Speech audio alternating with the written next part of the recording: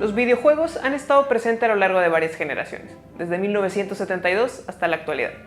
Estos se han convertido en una buena manera de pasar el rato, ya sea con amigos o solo también. En estos últimos años se le ha dado una mayor importancia, y su crecimiento exponencial los han llevado aún más allá de lo simples que pensábamos que eran.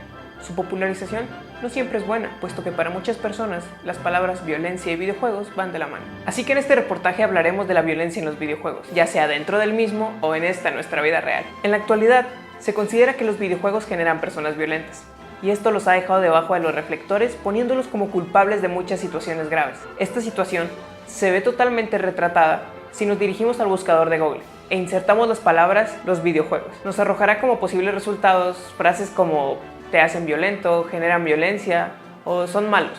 Pero, ¿qué tan cierto es esto? ¿Realmente los videojuegos generan personas violentas? Los videojuegos fueron creados como una forma de entretenimiento para despejar la mente, tanto de chicos como de grandes, con excelentes juegos como Mario Kart, Yoshi o hasta juegos de licencia como El Rey León, sin olvidar el primer juego en la historia, Pong. Con el paso del tiempo, los desarrolladores iban subiendo de tono poco a poco, hasta que en 1993 surgiría un juego de peleas que lo cambiaría todo. El diseño realista de sus personajes para ese momento, los litros de sangre que derramaban sus peleadores, la brutalidad del juego, así como sus famosos Fatality, lo convertirían en la sensación del momento. No podíamos hablar de otro más que de Mortal Kombat. El primer juego de esta saga sería lanzado en 1993.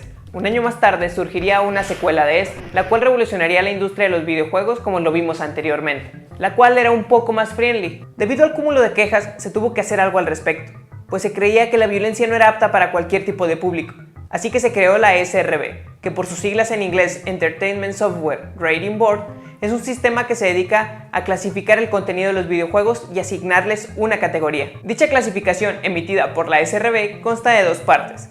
La primera, el símbolo de clasificación, que sugiere las edades apropiadas para un juego. Este se encuentra en la esquina inferior izquierda de la parte frontal. Y la segunda son los descriptores de contenido, los cuales detallan los elementos que integran un videojuego para conferirle su clasificación. Este se encuentra en la parte trasera. Podemos encontrar 7 distintas clasificaciones, las cuales son Early Childhood, Everyone, Everyone 10, Teen, Mature, Adults Only y Rating Pending. Dichas clasificaciones son importantes y se tienen que tomar en cuenta a la hora de consumir algún videojuego, pues pueden incluir diferentes elementos como Blood, Blood and Gore, Cartoon Violence, Fantasy Violence, Intense Violence, Sexual Violence, entre muchas otras. Estas advertencias están relacionadas y nos dan una referencia de qué tipo de violencia se está usando en dicho juego, porque debemos de conocer que existen varios tipos de violencia. Hablando de una manera más generalizada, debemos de tener en cuenta que existen dos tipos de violencia en los videojuegos. Tenemos la violencia ficticia y la violencia real. Por un lado tenemos la violencia ficticia, que es esto, o esto, o esto. Este tipo de violencia está comprobado que no puede llegar a realizarse en la vida real. Por otro lado, tenemos... Y a esto le llamamos violencia real, por el simple hecho de tener varios factores involucrados que lo acercan más a la realidad. En el fragmento del videojuego Call of Duty Modern Warfare 2 nos pone en la piel de un agente infiltrado de la CIA en un grupo terrorista. La misión comienza donde tenemos que masacrar a un grupo de civiles dentro de un aeropuerto. Esta violencia es muy cruda por el hecho de que es la primera vez que se te puede dar la oportunidad de matar civiles a diestra y siniestra. El jugador no está obligado a matar a ningún civil y puede saltarse el nivel por completo sin ningún tipo de penalización. Así que matar civiles o no, está en tus manos. Los videojuegos han evolucionado a lo que ahora llamamos juegos en línea. Dentro de los más populares tenemos WoW, Fortnite, League of Legends, Counter-Strike, entre muchos otros, donde podemos jugar con conocidos así como desconocidos. Aunque se piense que la violencia que generan estos juegos es mínima, hay casos donde la violencia va más allá de lo que se ha visto en cualquier juego con el rango de clasificación más alto, por el hecho de que va enfocada hacia su persona y no a lo que sucede en el juego. Esto se ve reflejado en las actitudes que suelen tomar los jugadores.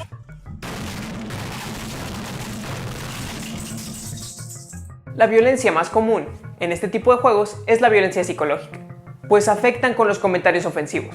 Pero el punto que hay que resaltar aquí es el del grupo más vulnerable de todos, que son los niños, pues dichos comentarios pueden causar traumas o comportamientos similares en ellos, agrediendo personas u objetos para desquitarse. Debido a esto, los videojuegos se han visto involucrados en crímenes violentos. El más famoso de todos, la masacre de Columbine, en el cual los autores del siniestro eran jugadores activos de Doom. un juego de primera persona en el cual el objetivo es eliminar demonios en el planeta Marte. Como lo vimos anteriormente, esto es una violencia ficticia, puesto que esto no se puede realizar en el día con día, obviamente, y se descartó la posibilidad de que estuviera relacionado con el videojuego y se le atribuyó a lo fácil que es conseguir un arma en los Estados Unidos. Un caso reciente y enlazado a lo anteriormente hablado fue lo ocurrido el 10 de enero de este año, en Torreón, Coahuila, donde un alumno de un colegio asesinó a su maestra y lesionó a 6 alumnos más, quien al final concluiría con su propia vida. Después de las declaraciones premeditadas del gobernador de Coahuila, los videojuegos quedarían involucrados en el caso. De la información que se desprende de los propios compañeros, nunca había tenido un comportamiento extraño, sí había hecho mención al videojuego, él pues yo creo que trató de recrear. Menciona el juego Natural Selection, puesto que el alumno portaba una playera con esta frase. Pero la verdad es que ni siquiera es un juego creado por alguna desarrolladora, sino que es un simple mod de un juego llamado Half-Life. Pero, ¿qué es un mod? Un mod es una modificación realizada por alguien externo a la compañía creadora. Este mod se basa en eliminar alienígenas. Esto también se puede tomar como violencia ficticia. Las razones no se saben con exactitud.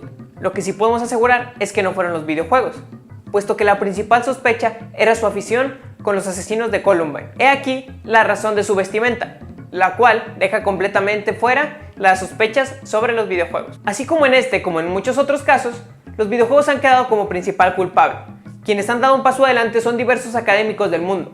Los psicólogos de la Universidad de Stetson, Florida, Christopher Ferguson y Patrick Markey, crearon el libro Mortal Kombat: Why the War on Violence is Wrong, donde muestran que no existe ninguna prueba científica que relacione la industria del entretenimiento con los crímenes violentos. De hecho, la postura de estos en el libro es totalmente lo contrario, que mientras la popularidad de los videojuegos aumenta, la violencia disminuye. Esto argumentado con 4 principales conclusiones. La primera, que mientras los videojuegos aumentan, la violencia desciende. 2, que en las épocas en que más horas se dedican a este tipo de juegos, la violencia también desciende. 3, que los países que más videojuegos consumen se encuentran entre los más seguros del mundo. Y por último y más importante, el cuarto, donde se muestra que los artífices de los tiroteos juegan en media 1/3 de lo que un jugador normal. La sociedad se ha enfocado en lo negativo que tienen los videojuegos, dejando completamente de lado los beneficios que estos mismos nos traen. Un estudio alemán en 2007 demostró que jugar 30 minutos al día genera una mejora en la capacidad de memorización, estrategia y planeación, puesto que a lo largo de un sinfín de videojuegos se le plantean al protagonista diferentes problemas que tiene que resolver con atención, con memoria y con toma de decisiones. Y estos son solo algunos de los beneficios que nos traen jugar responsablemente a estos videojuegos. En lo particular, los videojuegos han llegado a ser tan importantes en la sociedad al punto de ser relevantes como el cine o la televisión. Los medios de comunicación han tratado de desprestigiar a los videojuegos en incontables ocasiones, poniéndolo como el principal factor de la violencia en la sociedad, cuando la verdad es que no importa tanto como lo hemos analizado a lo largo de este reportaje, sino que existen otros factores de mucha mayor importancia y que no son tomados tan en cuenta, como lo es el bullying, la depresión, la violencia intrafamiliar, entre muchas otras. A lo largo del reportaje se han expuesto algunos beneficios.